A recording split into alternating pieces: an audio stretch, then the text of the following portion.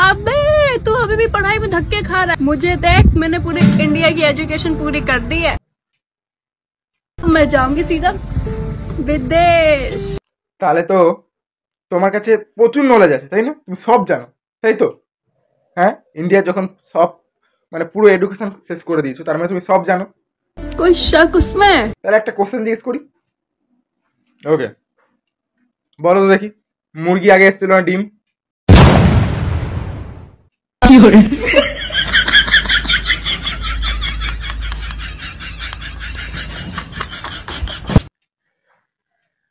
বুঝে গেছি, ঠিক আছে, আসছি, আমার টিউশন আছে।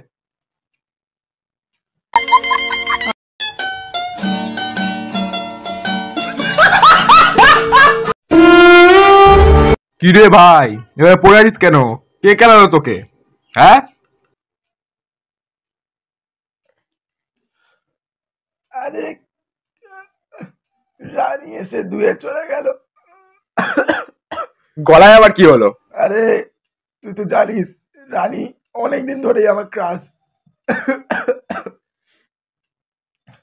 তো ওকে ডেটের জায়গায় রেট কত জিজ্ঞেস করে নিয়েছিলাম, এত কেলালো, গলার ভয়েস চেঞ্জ করে দিয়েছে।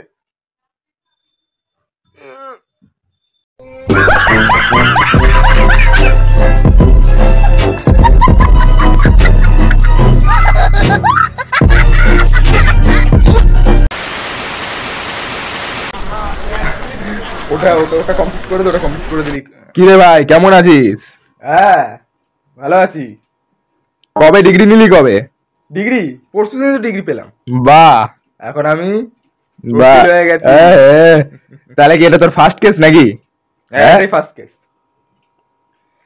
কার ওপর কেস করলি? কার ওপর? এই তো আমি যে এই কলেজ থেকে লয়ের ডিগ্রি নিয়েছি,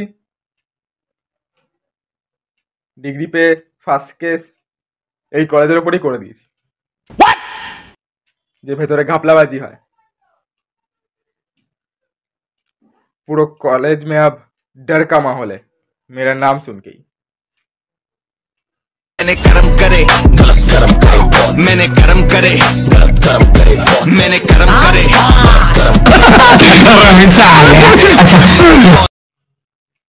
ভাই শুনেছি গরিবের দোয়া নাকি খুব ভালো কাজে লাগে, আশীর্বাদ নাকি সত্যিই ফলে। তো চল তুই আমাকে দোয়া দে, আমি তোকে দোয়া দিচ্ছি, দেখা যাক, হয়তো আমাদের কিছু হয়েও যেতে পারে।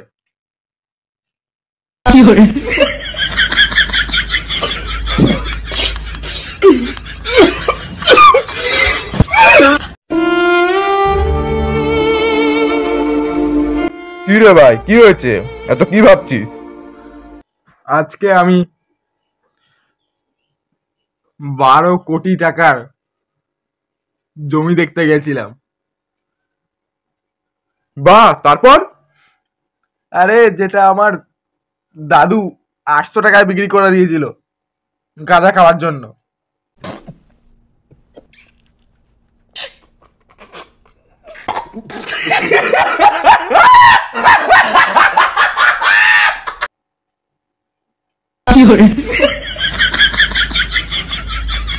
আমিও আজকে কোটিপতি থাকতাম, শালা।